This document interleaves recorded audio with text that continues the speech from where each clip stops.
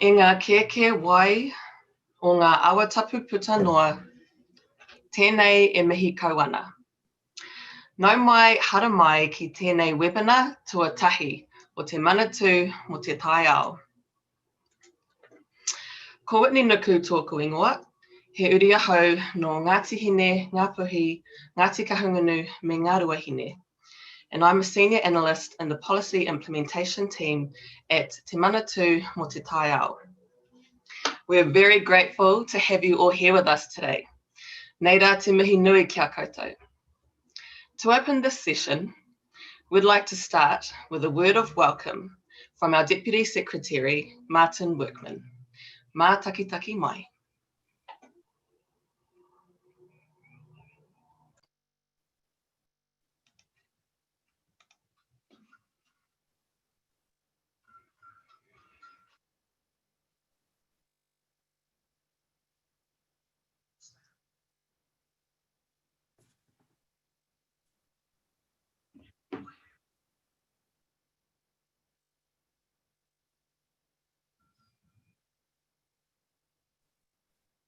Aroha mai, mō taku he. We'll try that again and we'll just fix the sound so you can hear it properly. Thank you for letting us know. Martin Workman, are we working now? Awai. Kia ora, I'm Martin Workman, the Deputy Secretary for Sustainable Land Use at the Ministry for the Environment. Welcome to this webinar. You all have a role to play as we work together to achieve Te Mana o Te Wai. We're at an important point as we move from developing new national direction to implementation. Because every catchment and water body is different, there is no simple solution, but we are committed to working with everyone with an interest as we move forward. So thank you for participating. We all have the same goals to protect and restore our fresh water. I know you have a lot of questions and I hope this webinar will answer them for you. Thank you for making the time to join this webinar today. No mai hoki mai, welcome back. So today we'll be translating the National Policy Statement for Freshwater 2020 and putting it into action. In comparison to the 2017 version of this policy, we'll be stepping through the key changes, the values, attributes, limits, and action plans, as well as providing an overview of the new freshwater planning process. We are very lucky to have a fine panel of presenters today. Please let me introduce you to the MFE members, Kirsten Forsyth and Julia Harker. Both Kirsten and Julia are senior analysts in the policy implementation team and members of the Sustainable Land Use Delivery Division, or SLUD, as we call ourselves. Our third panelist is Ricky Ellison. Ricky has held senior and executive management roles with Greater Wellington Regional Council, Ministry for the Environment, and Ngāi Tahu Development Corporation. He was also a technical advisor for the Freshwater Iwi Leaders Group and is here with us today in his capacity as a member of Kāhui Wai Māori. Tēnā koutou katoa. Thank you for being with us today. Before we kick off, I just need to share a few housekeeping details. So there is no live Q&A. We've asked for questions to be sent beforehand when you register. So if you've submitted a pātai, we've got it, and we'll try to answer it through this webinar content. For other more technical or legal focused questions, there is guidance coming that should respond directly to those details. So please keep an eye on your inbox for an email from freshwater@mfe.govt.nz. Just a reminder, e te iwi, this is the information stage, right? So we're providing you with information and we do want to hear from you. Your questions and your issues, we know that they will help us to inform the implementation and guide this work moving forward. Finally, this webinar is being recorded. So if you do want to send it to your networks, please keep an eye on our Freshwater webpage on the MFE website. Finally, to start us off and to get us in the right frame of mind, please watch this short clip to remind us why we are all here today, the importance of giving effect to te mana o te wai. After which I will pass the time to our panellist, Ricky Ellison. Tēnā rā koutou katoa.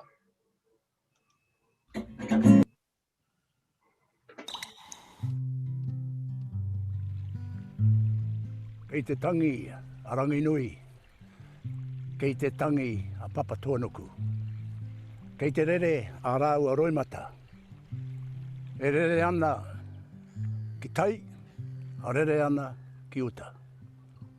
Whakarongo mai, whakarongo mai, whakarongo mai. Kei hea ngā kaitiaki o te mana o te wai. E oranga wairua, hei oranga tangata, hei oranga mo te katoa o Aotearoa.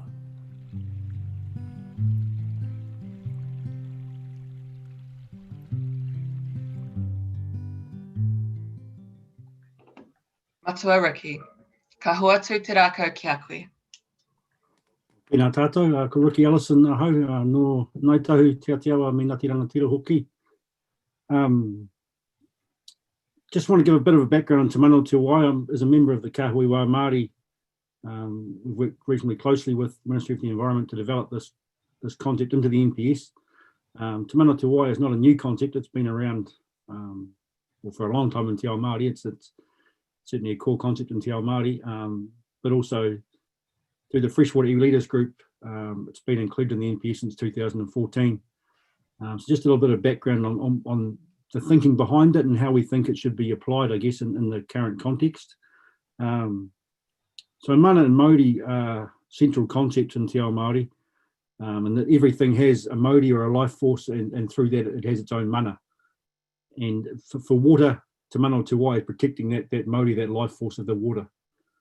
And those things exist on a continuum, so it's not about a binary, you have it or you don't have it. They exist along a continuum.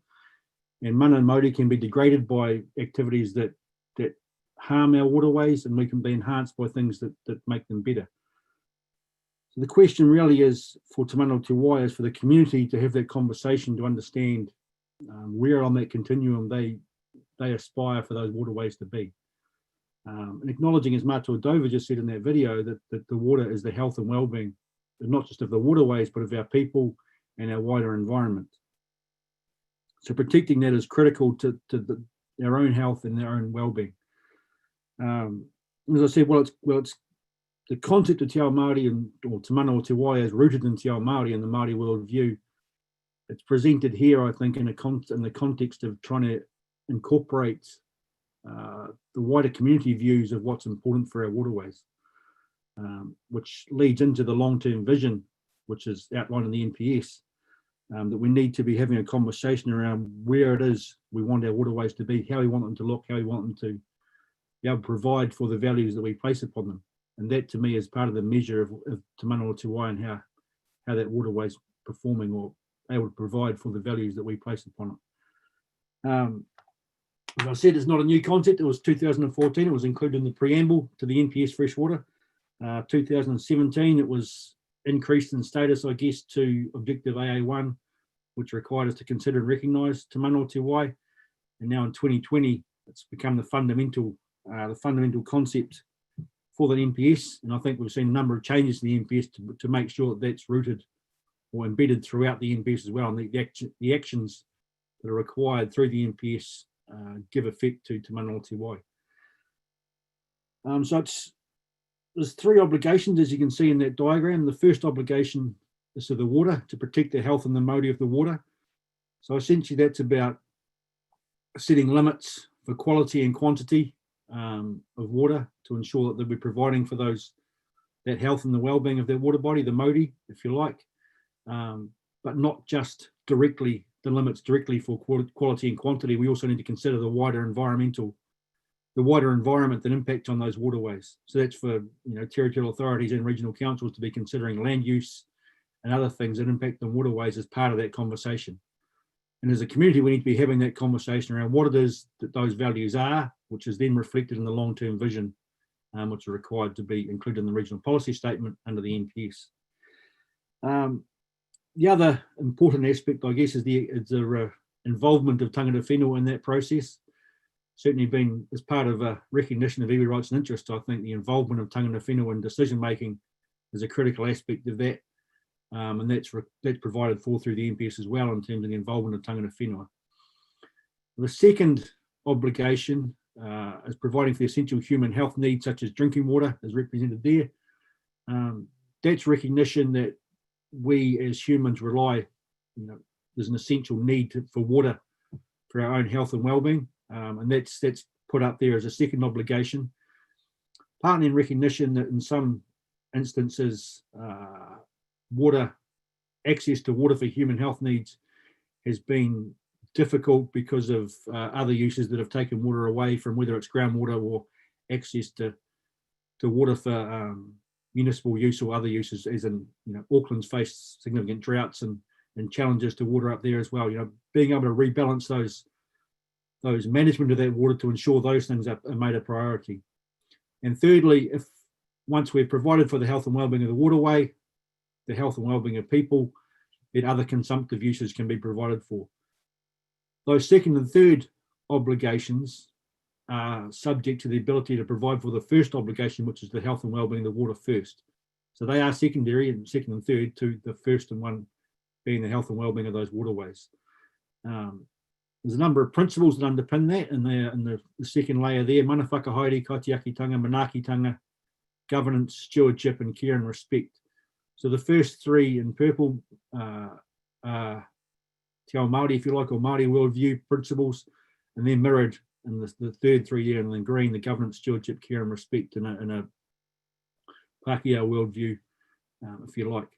So mana whakahaere is really around the need for iwi and tangata whenua to be involved in decision making, reflecting their long-term association with those water bodies, their rangatiratanga over those water bodies needing to be provided for by being part of that decision making.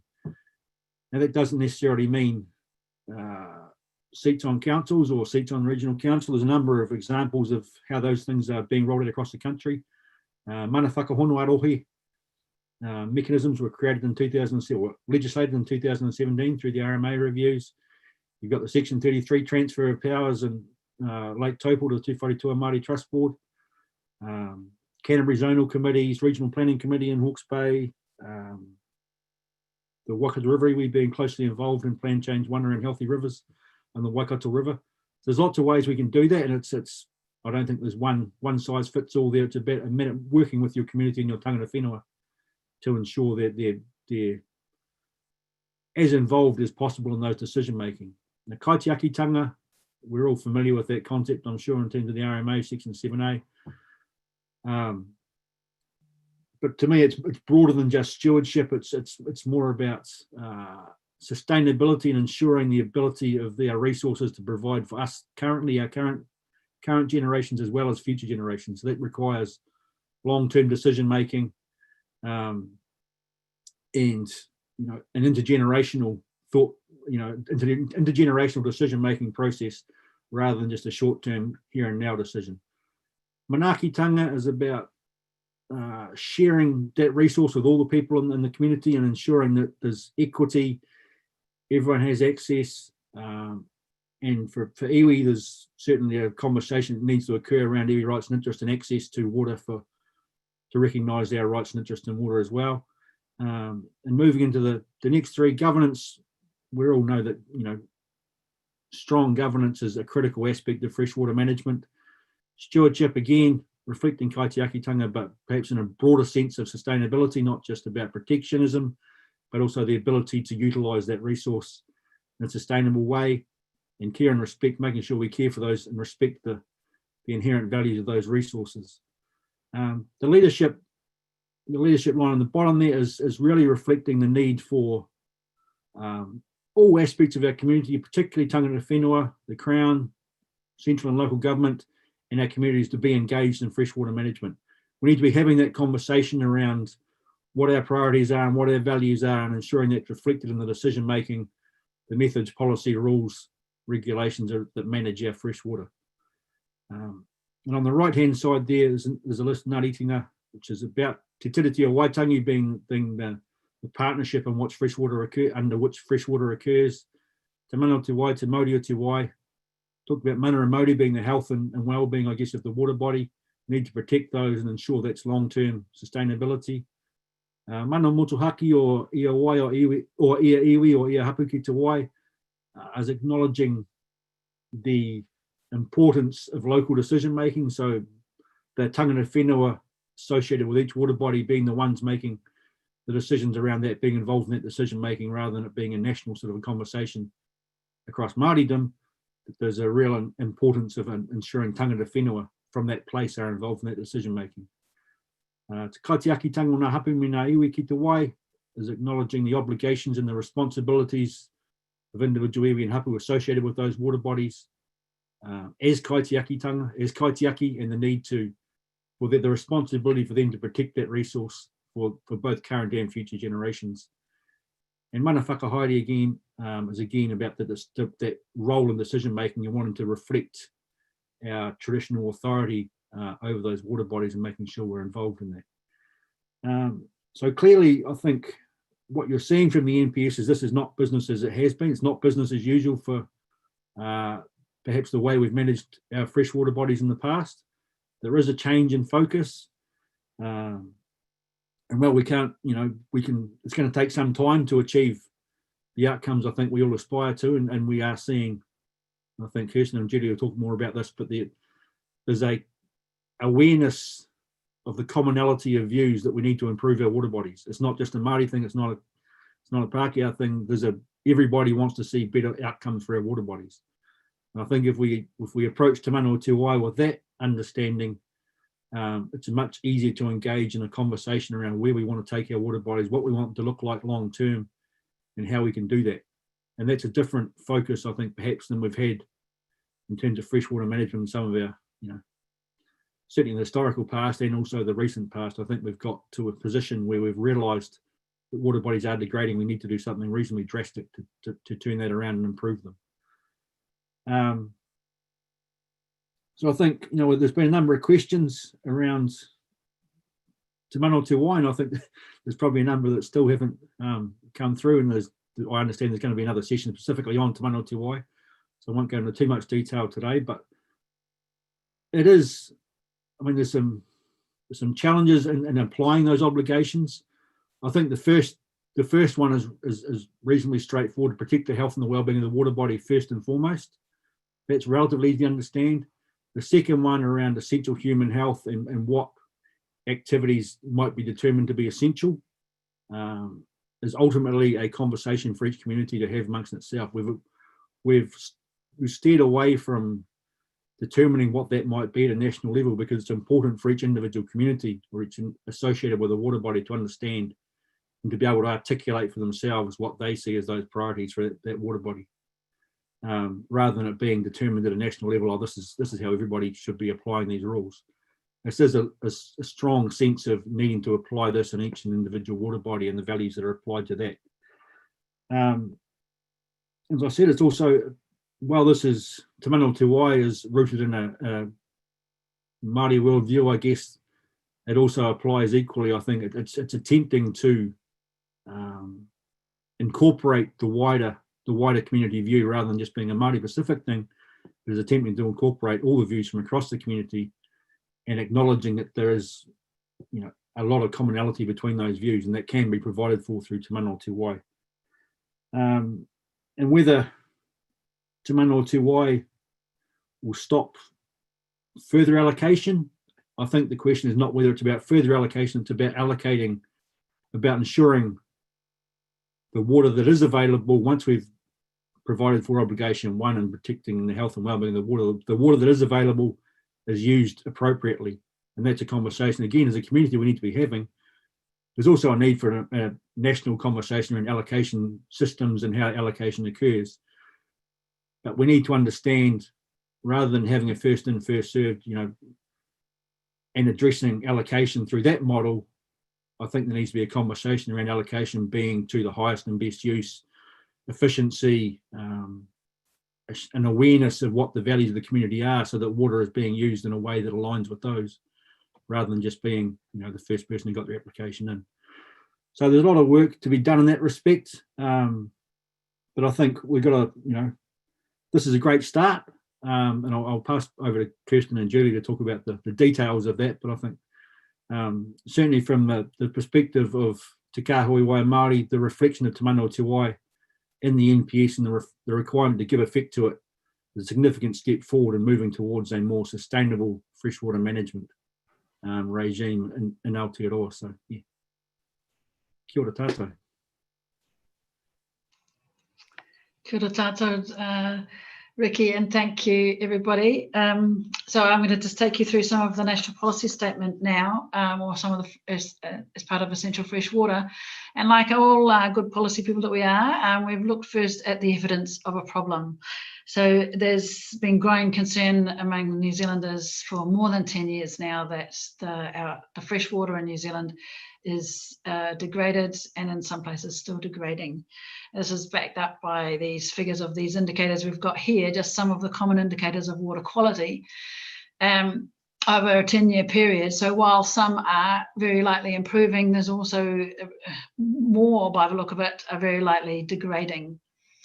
And on top of this, for more complex reasons, or very complex reasons, Indigenous species, freshwater species, are at risk or threatened. Alongside this, we also in 2019 had the report from the Waitangi Tribunal reporting on Y2358 about iwi rights and interests, Māori rights and interests in freshwater. Some of the things they said were that the Crown needed to set more stringent national bottom lines for water quality. There needed to be better protection of wetlands and freshwater habitats.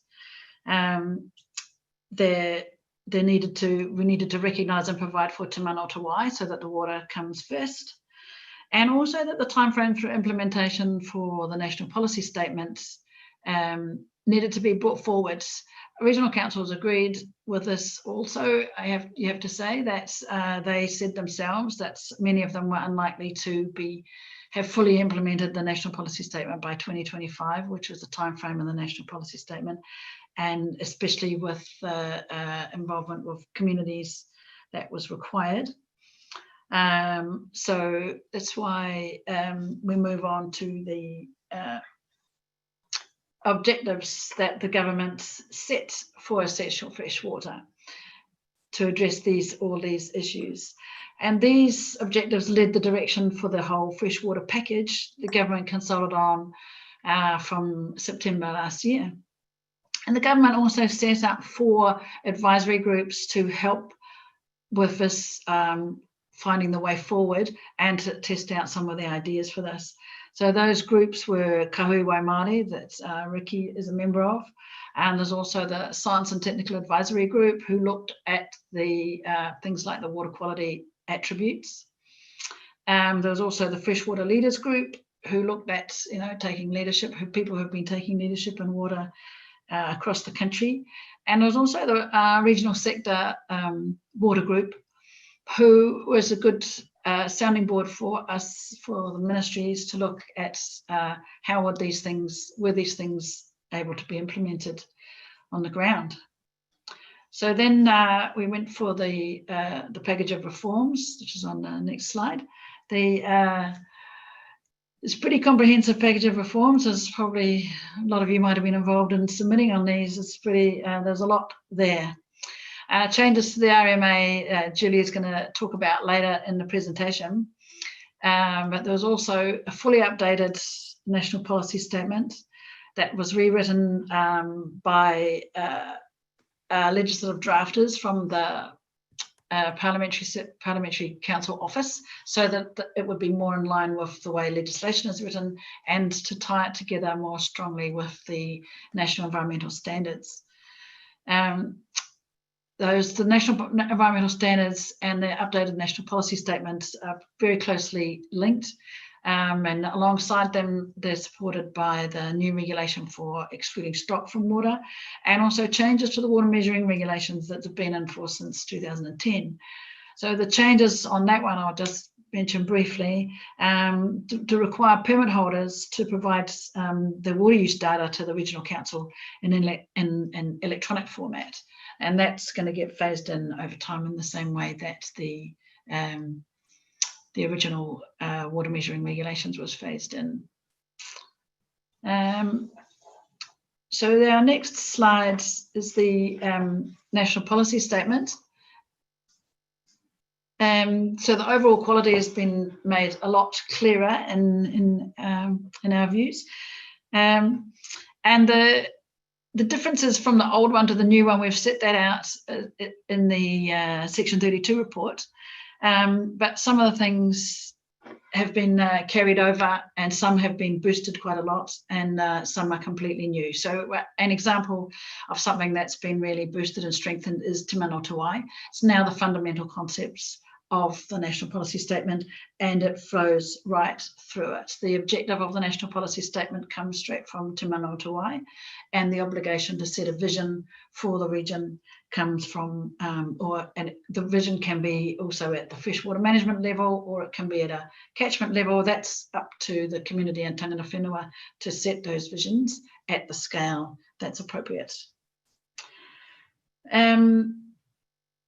There's also these 12 new attributes, and I think we're going to be doing a whole webinar on them soon, but I guess the key one that's been a long time coming is suspended sediment. That we've had people working on this attribute for since maybe 2014. It's a very complex indicator of water quality to encompass as an attribute, but this has been achieved here. And there's also some new requirements to better protect threatened species, wetlands and streams. So, yep, I think we can go on the next slide now for the National Objectives Framework. This is something that's been carried through from the previous National Policy Statement. It's still a core part of this National Policy Statement, but it has been boosted. So there are now 4 compulsory values that must be provided for throughout the region, throughout all freshwater management units. So we have ecosystem health, human contact, threatened species, and mahinga kai have to be provided for everywhere. And there's 9 other values that must be considered. In addition to that, councils will need to look at if there's any local values that they should consider as well. And the actual cascade of the National Objectives Framework has also been boosted a bit more too. Previously, it went straight from your value to your attribute state, which was seen as a bit reductionist. It was people were concentrating very much on these very precise areas of measurement of water quality and not looking at the water body as a whole, and not necessarily taking all other values into account. So now there's a requirement that for every value, the councils must set an environmental outcome for that value as a whole, and for ecosystem health, they must set an environmental outcome for each component. So there's the 5 components. There's water quality and water quantity, which was a big part of the previous NPS, but now there's also habitats, aquatic life, and ecosystem processes. So they have to councils must set outcomes for those in their regional plans before they set what we're now calling a target attribute state that used to be the freshwater objective. So the target attribute state is, if it's water quality, is based on the attribute that is either from the Appendix 2 of the National Policy Statement or is determined by the council themselves. And at that level, as the same level as the target attribute state, is the environmental flows that are necessary to have in the river to achieve your environmental outcomes. So those target attribute states and environmental flows, those are in-stream measures that you can measure against, and to achieve those, you need to set limits. It's the same, that switches back to being a bit the same as previously. You set a take limit to achieve those flows, and you set a limit on resource use to achieve your target attribute states. And some of those target attribute states actually due to be achieved through action plans. Now, I'll just talk about that for a minute. So on the action plans, for example, for say it's for E. coli for swimming, the direction there is to set an action plan rather than a resource use limit.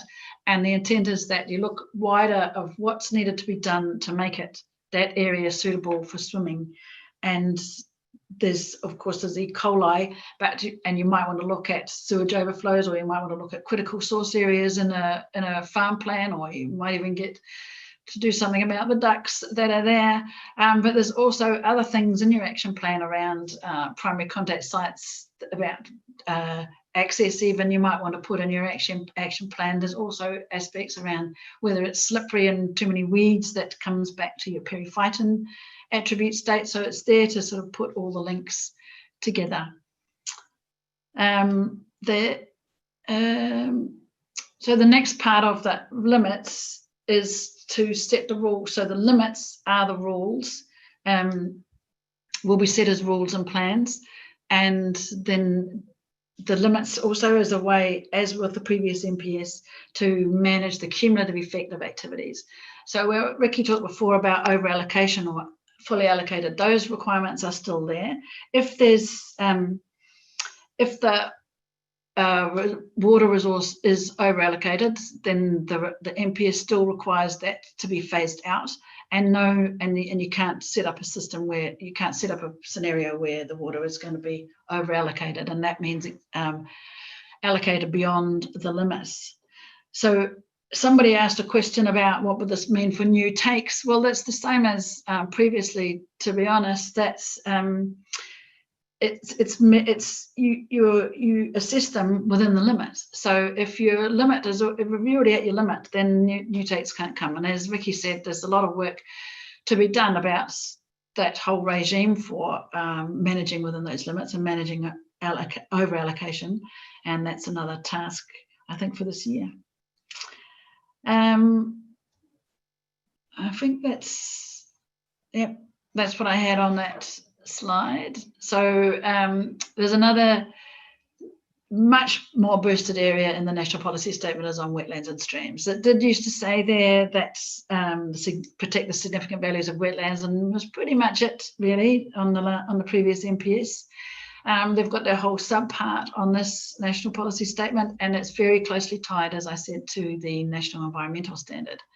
So the reason for, I'll just go to that first as well, is that this figure of around 90% of wetland habitat has been drained. That's been around for a long time, but people may have not realised that the destruction and degradation of wetlands has been continuing even under the Resource Management Act. And in between 2001 and 2016 is one figure we've got of over 1,000 hectares of wetlands lost. And wetland loss and decline go hand in hand. So some people have said that if it's degraded or fragmented, then not to worry, just drain it. So that's not the case now. All wetlands, if they meet the definition of a wetland, then they will come under this regime. So the wetland is the definition is based on the RMA definition, but it doesn't include boggy paddocks, really. They have been described in the national policy statement as areas of pasture that are dominated like more than 50% by exotic pasture. It previously used to be to the temporarily wet areas of pasture in our consultation, but that's been made more specific now. So the effects management hierarchy is international best practice. It goes further than the avoid, remedy, or mitigate that's in the Resource Management Act. And if you're doing something in a wetland, for example, if you specified infrastructure and you want to do some earthworks, and it is defined as a restricted discretionary activity, or it might be discretionary activity, then the assessment goes through is there a functional need for that to happen in that wetland? And then if there is, then you go through that effects management hierarchy. So that applies to all activities in wetlands. Somebody did ask a question about specified infrastructure, but I think I'm going to leave that for now. Maybe we'll put that out on some technical guidance. And I think we can go on actually to the last slide. of my part of this presentation today, which is on urban streams and integrated management. And this is another area of the national policy statement that's been hugely strengthened, and it goes back to Manawa Te Wai. It's all management of land and water. Is you should be looking at the effect that this has on the freshwater. So there's been a lot of urban developments where it has involved a filling in of streams, for example. Streams are lost, or else they're sort of built up and then they're cleared for floodplains, cleared for floodways, sorry. So now we've got direction in the national policy statement for territorial authorities to put in their district plans, and that is they must include objectives, policies and methods in their district plan to promote positive effects and avoid, remedy or mitigate adverse effects, including cumulative effects of urban development on the health and well-being of water bodies, freshwater ecosystems and receiving environments. So that also goes down, don't forget, down to the estuaries. So especially when you look at something like sediment, yeah, we do have new national bottom lines in there for sediment, but you need to take that whole Kiyuta Tai approach on mountains to the sea of looking, where does the sediment end up? I might have not sort of joined up a few things there, but I think you get me. We had a few questions in from some territorial authorities about what this would mean for them. I think it means when they're taking an integrated approach, they could work more closely with their regional councils, think about water sensitive design, think about how much impervious surfaces there are there, think about their own infrastructure in terms of stormwater, wastewater and water supply, and manage it accordingly for thinking about the river or the water bodies first. So those are my slides, and now we're going to go to Julia, who's going to talk about the freshwater management planning process. Thank you. Tēnā koutou katoa. Turning now, as Kirsten said, to the freshwater planning process, or I'll be calling it the FPP for short. This part will probably be of most interest to the planners among you, as it gets into the detail of how the FPP will work for the plan making which is needed to implement the NPS. The freshwater planning process is a new plan making process that was introduced as part of the Resource Management Amendment Act 2020. The FPP was introduced to enable regional councils and unitary authorities, that I'll call regional councils for short, to make changes to their plans in a robust but more efficient way than the current RMA Schedule 1 planning process. The FPP will streamline decisions on freshwater plans in three key ways. First, by requiring regional councils to notify freshwater plans that give effect to the NPS-FM by the 31st of December 2024, and to make final decisions within 2 years of notification, or the 31st of December 2026. Second, it establishes independent freshwater hearings panels with enhanced hearings powers, and these will be made up of expert freshwater commissioners, council and tangata whenua nominees. And third, the process streamlines the appeals part of the process by limiting submitter appeal rights to the Environment Court to certain circumstances, which I will cover briefly later on. The freshwater planning process is overseen by the Chief Freshwater Commissioner, who must be a current or retired Environment Court judge and is appointed by the Minister for the Environment. The freshwater planning process must be used for making or changing regional policy statements or regional plans that give effect to the NPS-FM or otherwise relate to freshwater. So I'll be calling these freshwater plans for short. If only part of the planning instrument relates to freshwater, the Council must use the FPP for that part and use the standard Schedule 1 process for other parts. It is important that councils decide early on which parts of their plans will be able to use the freshwater planning process and which will not, so the processes can be aligned. Freshwater related parts of district plans cannot use the FPP. These will continue to be made and changed using the standard Schedule 1 plan making process. The 2024 deadline, as I mentioned, for notifying plans that give effect to the NPS-FM cannot be extended, but the Chief Freshwater Commissioner can extend the 2026 deadline for making final decisions by up to 12 months in certain circumstances. Work required to update freshwater plans will of course differ for each region.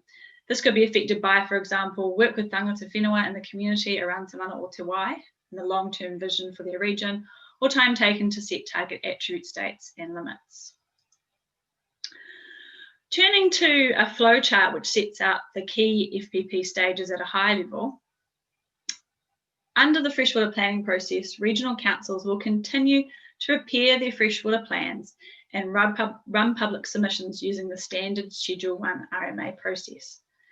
This means that councils will need to comply with all the normal requirements to consult on and publicly notify freshwater plans.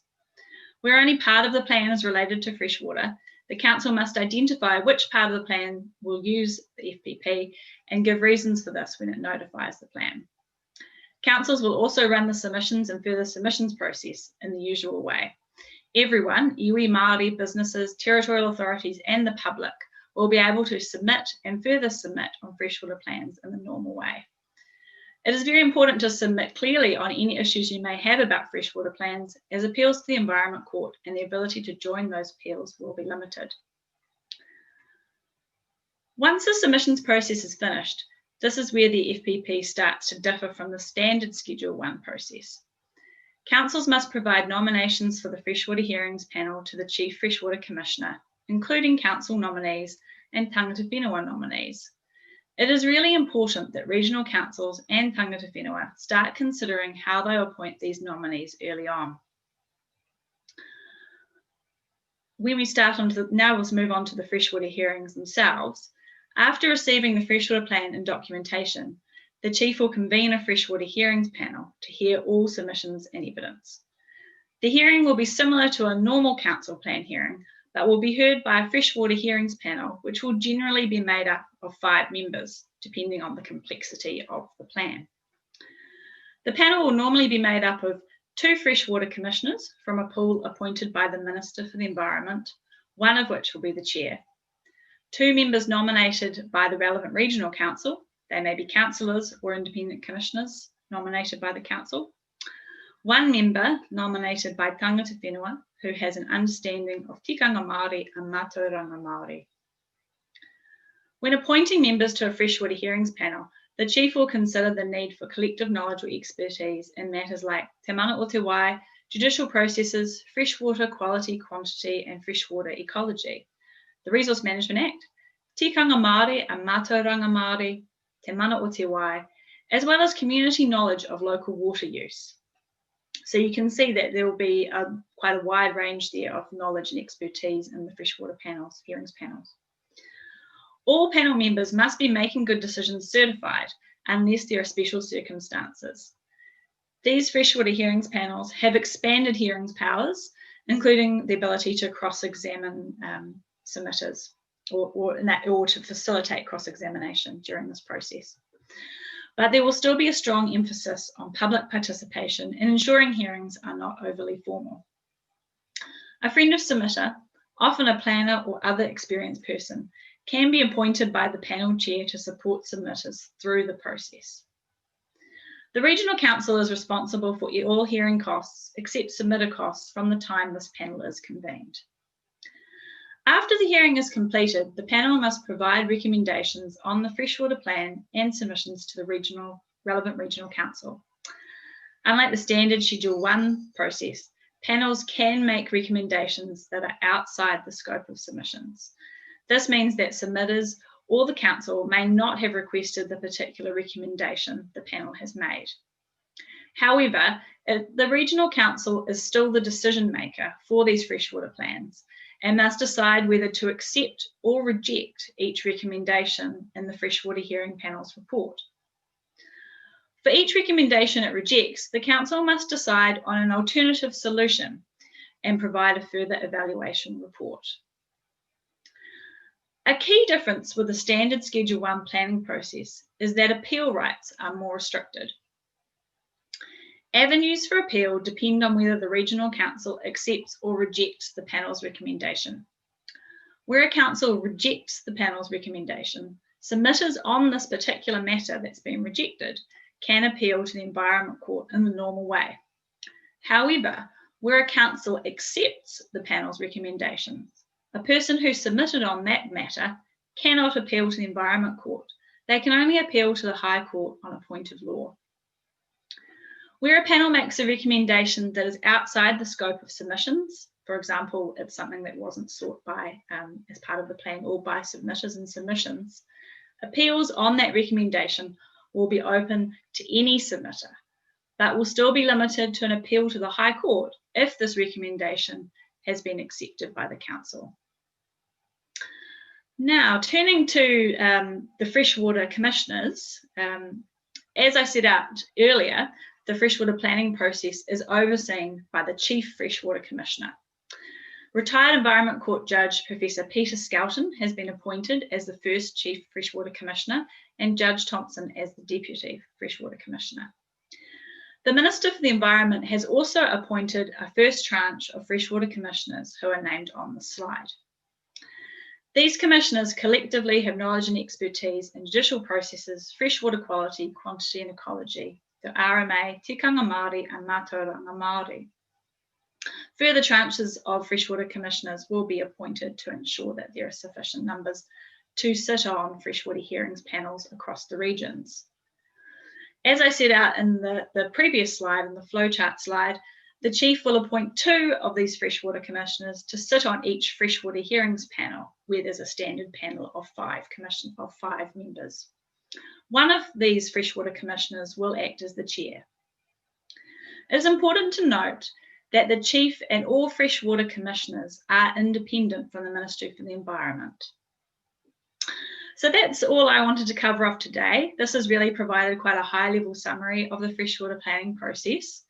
There is a lot of further information on the freshwater planning process. You can go straight to the source and look at Part 4, Schedule 1 of the RMA, but there's also a fact sheet and more detailed technical guidance available on the MFE website. Further resources from the Chief Freshwater Commissioner about the freshwater hearings panels, their practice and procedure will also be provided in future. So thank you for listening for me today. I'll just hand you back to Whitney now. Thank you, Julia. Ngā mihi nui ki tā tātou panel o tira ki a koutou hoki e mātaki mai ana. Thank you. Thank you to our panel, Ricky Ellison, Kirsten Forsyth, and Julia Harker, tēnā koutou. To everyone online, thank you all for joining us today in our first webinar of this series. We hope you found it useful. If you've had any more pātai arise after this session, you can email us on freshwater@mfe.govt.nz. But just to remind you and reassure you, we've got technical guidance documents that will address the more technical questions that you've raised. So thank you for taking the time to send these to us. But please stay tuned to these webinars, as different types of guidance will be talked about in the upcoming webinars. For example, we're currently producing technical guidance that relates to small scale wetlands, and in the wetlands webinar, this guidance will be addressed. So we'll let you know about the upcoming guidance as we go through the topics in this webinar series. Also, just to let you know, you will receive a feedback form shortly, and would be very grateful if you could complete that for us. It's just an easy form, anonymous, click, and it's sent, and it should only take you about 4 minutes. Te rā wiki, our next webinar is same time, same place, next Wednesday, and we'll be talking about continuous farm practice improvement as it relates to the National Environmental Standards for Freshwater and Section 360 regulations. Until next time, e te iwi, nei rā te mihi nui kia koutou katoa, nō reira, titiro whakamuri, kōkiri whakamua. Look back and reflect so you can move forward. Ara, so we can all move forward together. Kia ora, hui mai anō tātou. Hei kona.